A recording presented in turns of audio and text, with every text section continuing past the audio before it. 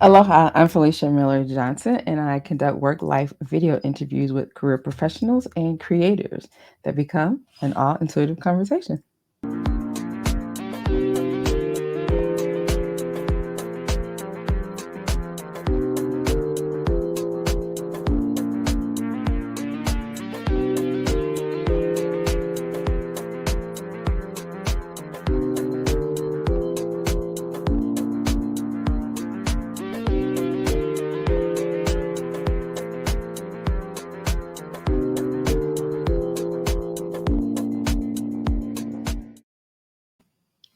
Aloha, welcome to All Intuitive Conversation.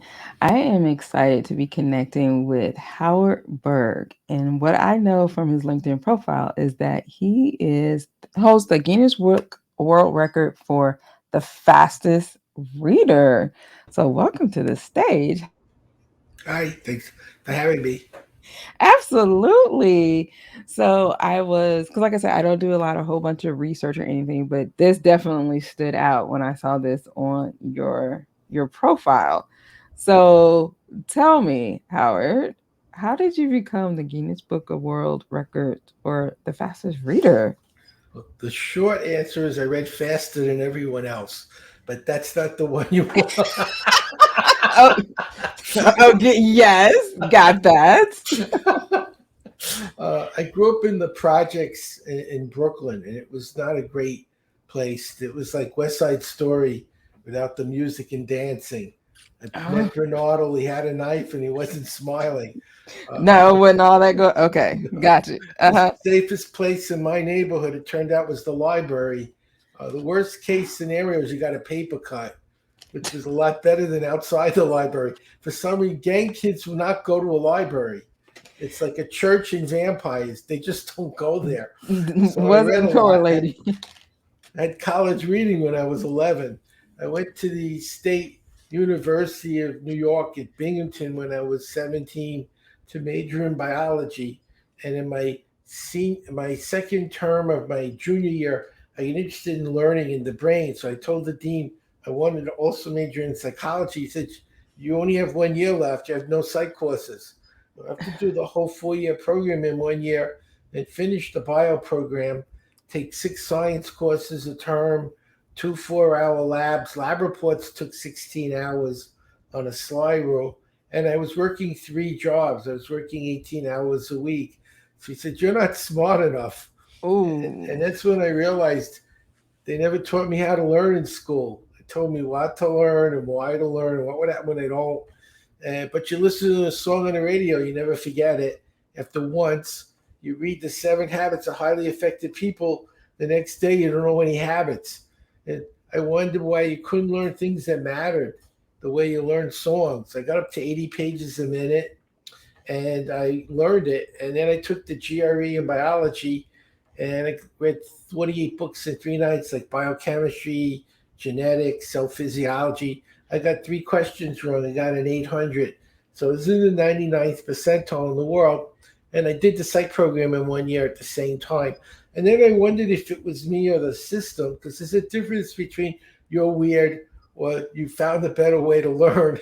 So I Yeah. taught this to kids that were 11 to 15, and they did a 30-chapter book in lifelong developmental psych, which is a sophomore course in college, in a week. And they took the AP test. 18 students took the test, 15 got full college credit after 1 week.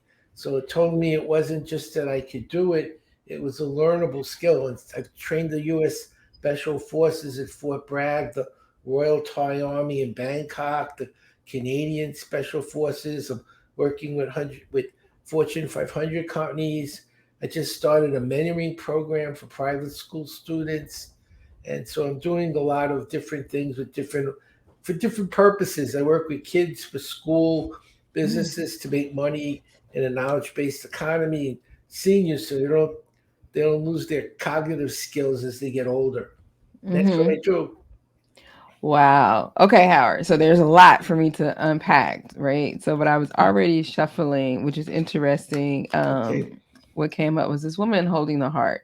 And what this stood out to me was that what was a spark seemed like was this woman who really didn't have a heart, per se to tell you about what you couldn't do. And it That was was my like, first marriage. My first marriage was like a storybook marriage, except Stephen King wrote the book. so right here was next was this pen and paper about the storybook, right? But what also stood out to this was about the strategy, because then you basically went and made a strategy of how, like, okay, this is the degree I want to get. This is what I got to do to make that happen. And now, can I? Was that just me, or can I teach this to other individuals? And did that, and you now you made this whole business of that. So totally getting that, totally falling in line with that. But I want to go back. What was Howard like in elementary school with reading? Did you enjoy reading? What was that like? Actually, I did. I read a lot. I mean, it was a kid, so I started off with Dr. Zeus and Curious George. I didn't start off with the theory of relativity at 4. I was 8 when I read that, so I had to get older. Uh huh. Uh huh. But Okay. when you're a little kid, you read kid books. But I read a lot. I lived near the Brooklyn Museum. It was a Brooklyn Children's Museum. It was across the street. So I used to. It was a different time. When you were 5 years old, you could go out. You went out, and you had to be home by supper. It wasn't like Before the lights today. come on, that's it. Yeah, Yeah, didn't know where you are. that's There it. was no We're home at phones. supper time. You're 5 years old. I went to the museum. I used to tour people around the museum. It was a science museum, and they used to give me a quarter for touring them.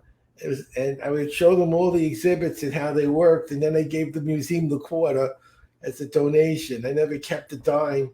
And Wow. they had a planetarium, and they only had like 10, 15 shows, so I went every week. By the second year, I knew all the shows by heart, and I was helping do the By astronomy. heart. Uh Yeah, huh. and it had a lot of impact on me because I know when I was like 5, I discovered the phases of the moon. I thought it was a big discovery. I said, you know, the moon changes. For some reason, it doesn't look the same. Sometimes it's big, sometimes it's out in the night, sometimes it's out in the day. And I went to the science people at the museum, and it was like, this big. And they were like, that's how most 4-year-olds are looking at, 4 or 5-year-olds, like the phases of the moon. I thought I discovered it. I didn't know. So they showed me a, a map of the, like an Earth, Sun, Moon thing that you spun, showed how the moon moved around Yeah. and changed the phases. I was like, oh, I guess it wasn't a new discovery, but they explained it to me. I didn't know how it worked. I just knew something was not the same and was changed. So I was different. Most kids don't think of those things when they're 4 or 5 years old. They kind of ignore them. So I was always a Right. little different. And I'll tell you something you find interesting because I see what you do. When I got out of college, I had interest in consciousness. So I Mm. became a yogi. I lived in an ashram on weekends, and I studied all 7 schools of yoga. I studied symbols like the tarot and astrology because I was interested in how they affect the unconscious mind and how the mind is able to use them to get information. And I think I discovered how it works. And I was my first teacher was actually Kai D from Hawaii Five-O, the original Wo Fat, the guy who Oh played, wow. he was the McGarrett's nemesis. He was a Taoist priest. He taught me the I Ching and the Tao. And then I studied Tao with a Druid high priestess and Rala Nordic and a number of other people. I was very interested in consciousness. I realized when I was in college, I thought the brain was like a computer. So if you knew Mm-hmm. genetics, which I studied, and you knew biology and psych, which I studied, you could predict Mm-hmm. behavior. They grew up in this environment. This was their genes. This is what you'd expect. Then I was realizing if you looked at the neural pathways of Michelangelo, you wouldn't see the statue of David. If you looked at the neural pathways of the Da Vinci, you wouldn't see the Mona Lisa. There was more to consciousness than neural pathways.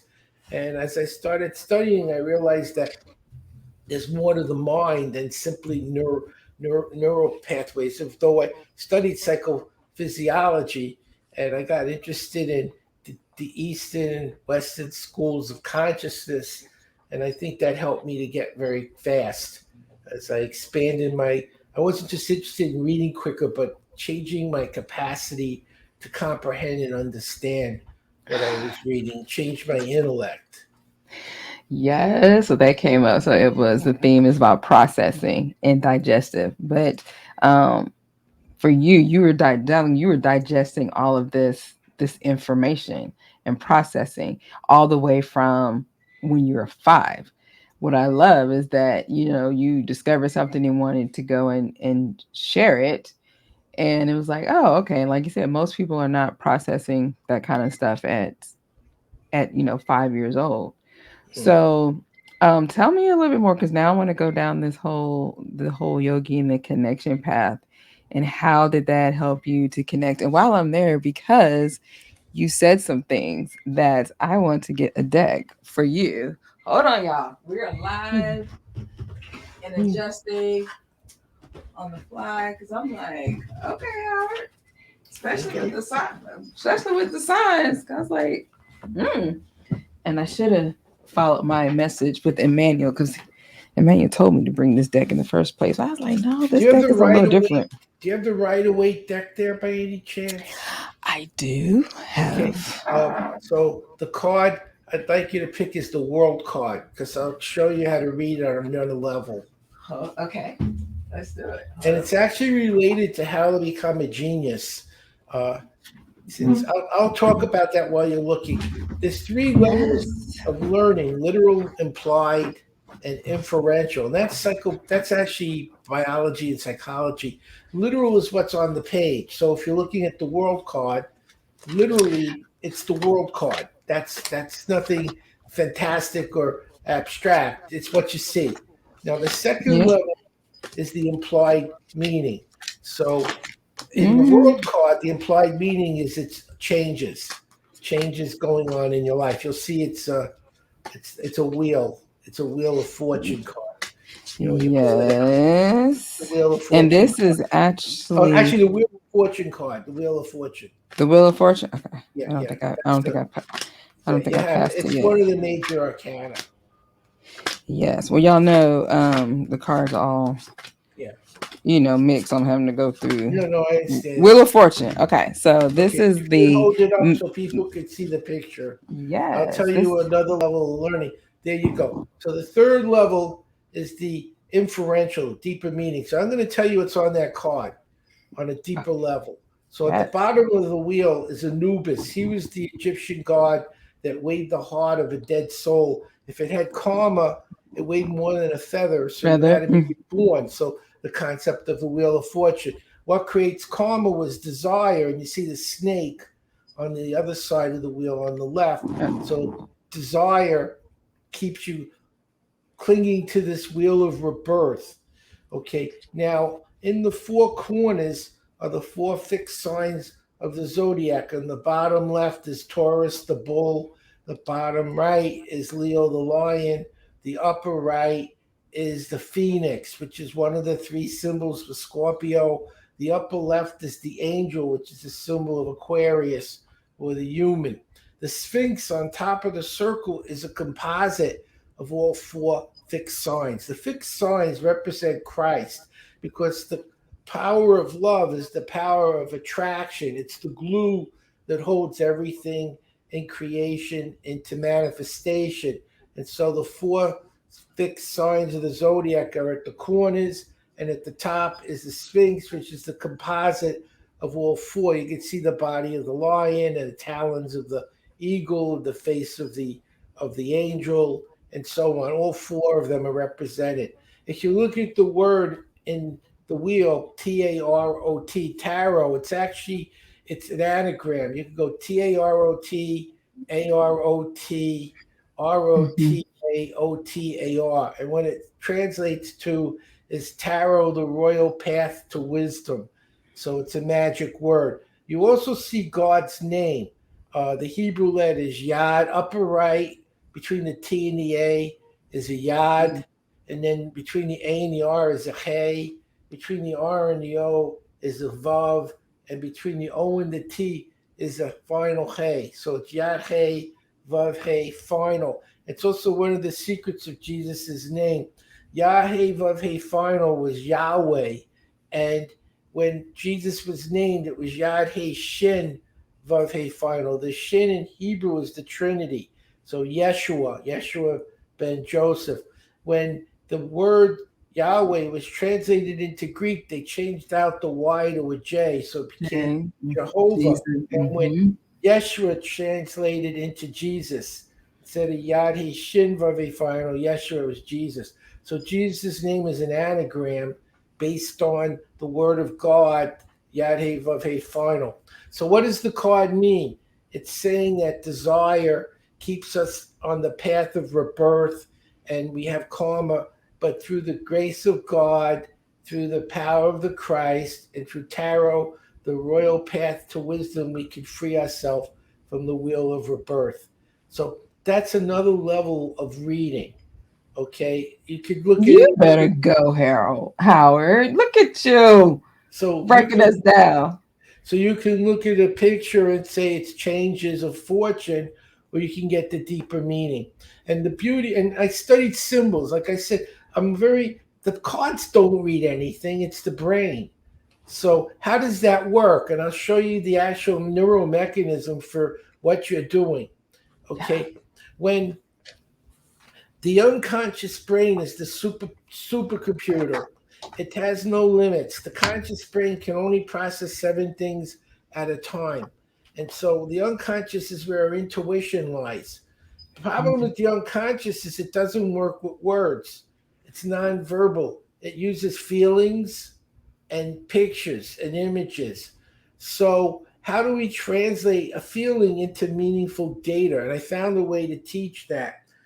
Remember the old game of hot and cold when you were a baby? They someone would go out of the room and they'd Yep. hide something, and then they come in. If they got close, they were warm or hot Yep. or You hotter. hot, really cold. Yeah, you got further away, it was cold. Well, that's how you can use it to tell what the intuition is telling you.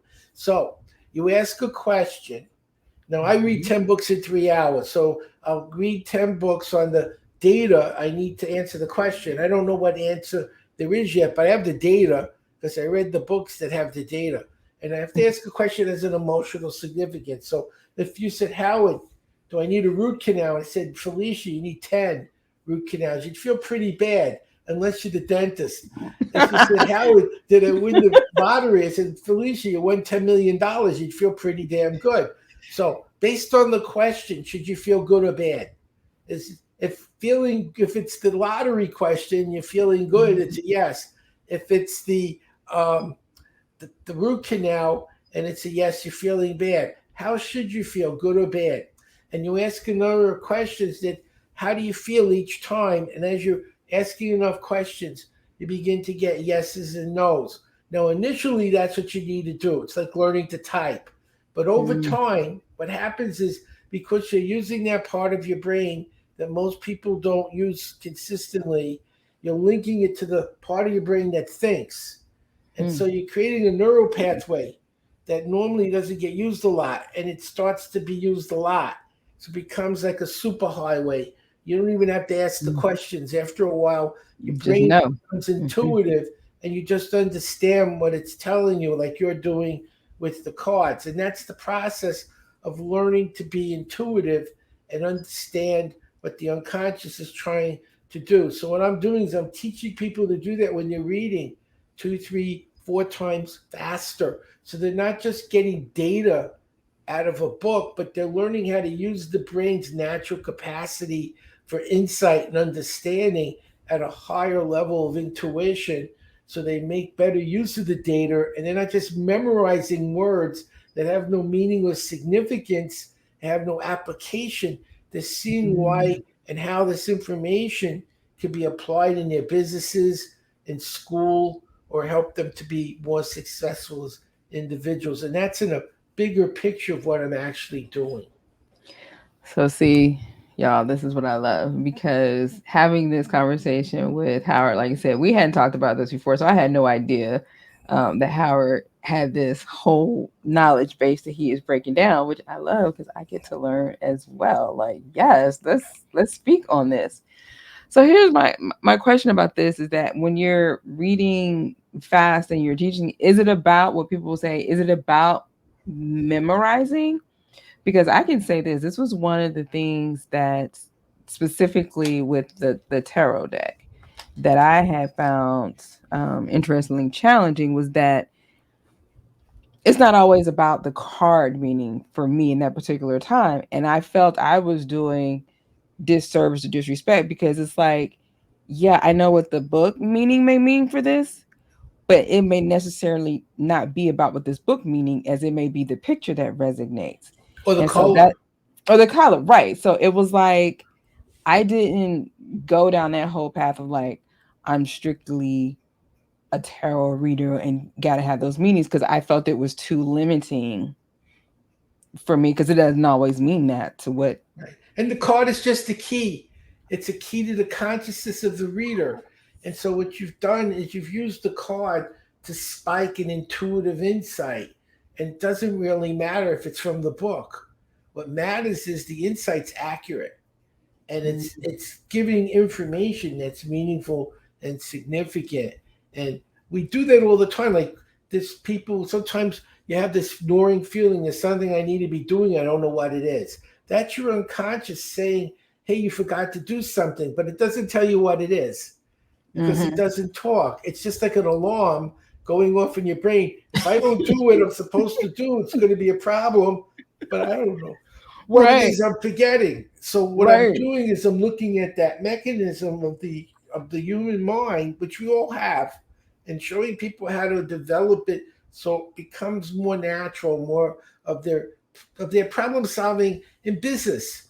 Because in business it's very complex. There's a lot of decisions we have to make. And often we're not sure what way to go. But if our intuition is heightened and we can Yes. go with a higher level of consciousness than just simply memorizing facts, but understanding the significance and being able to visualize what the implications are of each of the options in front of us, we make better choices. Or at least we have more choices to make.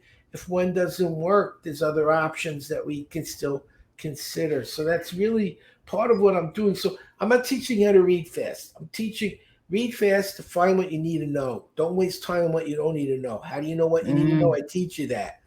You found it, but you didn't understand it. That's not a reading problem, it's a comprehension problem. How do you make sense out of a calculus book that you read and still can't do any problem solving? mm-hmm. You know all the formula, you have no idea how to use any of them in any significant way. Different level of problem that you didn't read it, you read it, you memorized it, you don't know how to use it. Different Mm-hmm. problem. How do you remember it? Now you understand it. You know what it does. How will you remember it when you need to use it? Different problem. How do you stay focused when doing it so that you don't get nervous taking a test or working in public? Different problem. Emotional intelligence problem. So Yes. if you're learning how to learn faster, knowing what to look for, learning how to make sense out of things that are confusing to you, how to remember and recall them when you need them and stay in the right state of mind to apply them. That's what Berg learning is for. It's a holistic approach. There isn't one way to learn. An artist reading a bio book will have more problems than a biologist reading a bio book. And a biologist reading an art history book will have more problems than an artist who studied art history all their life. So there are subjects you know better than others. There are subjects you have more aptitude for. There are subjects you find more interesting, others more boring. How much do you need to know? How much time do you have to learn it? That means you need a toolbox. Here's what you can do to learn which tool will work for you in that subject and the time you have available to get the result that you're trying to get in the least amount of time. And it isn't always the same for each person because our brains are different. The learning system should adjust to the learner and not the learner to the system. In Berg Learning, that's what we do. We teach people how to use these tools to discover for themselves the best approach. Howard, you're so aligning. Because, right, where we talk about, most people have heard the phrase work smarter, not harder. And I believe in I heard live smart. And that is part of what doing this show, what you were saying, is that helping individuals to tap into those intuitions, having a different tool to where you're asking yourself specific questions that you hadn't even really thought about.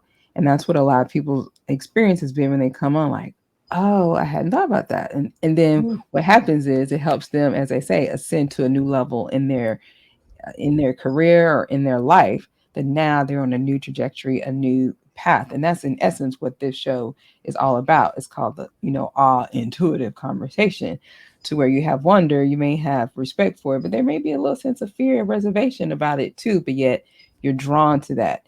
Use your intuition and how that spills out and be able to help your life, as I say, with to live smart. You're So very right, by the way. The single fastest way to get smarter is to ask better questions. If you ask, why am I a loser? You'll find out. Will it help you? No. You'll find out why you're a loser. If you ask, how can I be more successful? You can find that out too. Much better. Here's a good question to ask when you're in trouble. Instead of, why is this happening to me? Which is what everyone's doing. What's the next best thing I can do now? Not why. What action can I take given all the situations I'm confronted with? And that's what Berg learning is for. It's to help people make better choices based on good information. yes. So Howard, because like I said, still had that digestive card, right? So the trigger question is I'm so worried. But the true statement is I have the solution. And it talks about slowing down and listening to your inner voice will provide you Yes, with direction and purpose. exactly, exactly. And that's a problem for students. Instead Mm. of, this is boring, why do I have to learn it? How about, how can I learn this faster so I can do something I'd rather be doing? Your brain can answer both questions. Which one do you think will give you a better outcome? Again, it's all about the questions. And that was what I realized with one of my talents. It gives ways that's how it shows up for me is asking those questions. And at one point, some people are like, why do you ask so many questions? Or where's it going? It's like, it's not, in high school or in school, it might be like you're confrontational because you'll ask that one question to the teacher who's like, just wants you to memorize it. And I'm like, I'm on this whole other deeper, level. And I think now we're having that to where how the society has changed is that people are asking more, questions. Um, and it's wonderful to hear that there's a resource and how you're teaching individuals of what's the question that you're asking. Let's get that better question so we can get the results that we want. So, And more information. And if you could read 3, 4 times faster, so the date. Now, I'll give you. I had an yeah. 84-year-old Ruth Lubin read 3 books in 3 hours and retain it. She was 84. So imagine, Felicia, if you and our audience every day read one book in an hour. And let's say it's a business skill book. One day you learn Hmm. Photoshop. One day you learn video. One day you learn marketing. One day you Yes. learn and you go down the list of all the skills your business could benefit from. And every day you learn one of those skills. Every day in less than an hour. In the end of the year, how much more money would your company make? And how much better off would you be as a person? And in 10 years, and if your kids did this in You have school, this whole wheel of fortune, right? everything changes. That's exactly what I'm really doing. Reading to me is a screwdriver, it's a tool. I don't Yeah. like to read, I love to learn. Reading Mhm. is a way to learn. And I'm teaching now how to learn on e readers because more people are reading on Kindles and a Kindle app than in physical books. Very few people have physical books today. Or podcasts. How do you Yes. take notes from a podcast or an audio or a video? So I'm covering all of that because learning has exploded. It's no longer just books, it's Yes. everything that we need to learn. And I'm teaching all of it in my program at berglearning.com, how to do it and how to do it step by step. Can I give an example? I had an 11-year-old Please. C student. I taught him how to learn. So he finished high school at 15, got his 2-year degree at 17, bachelor's at 19, master's in English at 21, college professor at 22. 11 years old, normal person, C student, Oh, wasn't 22. a genius? You sure wasn't a genius C or student. clairvoyance or Now, genius, Stephen, graduated college at 16 with a 4.0, economics major. master's in math at 19 with a 397. He's a professor at Yale. He's a genius. Micah was an attorney at 19, finished high school and college and law school by 19 and became an attorney. Another one was Brad. Brad did 4 year college in 6 months, the whole thing. Wow. He went to Thomas Edison. They let you take tests, AP tests, for Mm-hmm. 90%. Did one a day, which is not easy, for 6 months. And at the end of 6 months, got a bachelor's degree, became a missionary, learned Chinese in 3 weeks, and sold his company when he was 38 for 48 for when he was 40 for $38 million. So that's just an Wow. example of what I do and what I've done with young people. I've done it with companies as well and lots of other institutions. But it to me, I look at the news, the world's in trouble. We need people who can think. Mm, We're not going to solve the problems by blowing everyone up. We'll solve them by making them smarter. So my job is to help people reach their potential by learning yes. faster and understanding more. And as they learn more, they can solve problems that we all have. I can't solve every problem, but I can help the people who can solve them get smart enough to find the solutions. So again, back to the phrase we heard: work smarter, not harder. It sounds like Howard and I are both about this philosophy. Like you can live smart. Howard, share the website again and people can go to. Berglearning.com, like my name, berglearning.com. If you need Yes. help, my email is howard@berglearning.com. I'll make sure you learn it. I'm a president of my Rotary Club. You see the banner behind me. Is And that what that is? Okay. Yeah. Rotary, we try to we want to do what we promise. So I don't Yeah. want people just buying my program. I want them to get the benefit, read Yeah. 100% or more, and understand more in less time. And I want to make sure they don't just get it, but they get the benefit. So I will personally make sure. I just gave them my email. You can ask for Nice. help.